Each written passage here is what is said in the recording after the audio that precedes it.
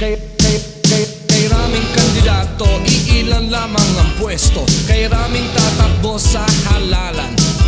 Dati-rati walang pakialam, ngayon biglang nang dahil lamang dyan sa halalan. Lahat nais tumulong, lahat ay nangangako sa halalan. Mataas ang pinag-aralan o walang nalalaman. Tablahan ng labanan sa halalan. Papawiin daw ang kahirapan, iingatan ang kapaligiran, paiiralin ang kapayapaan.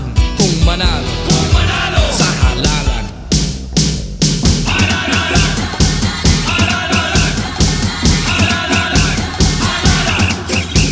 Milyong-milyong botante ang natotorete sa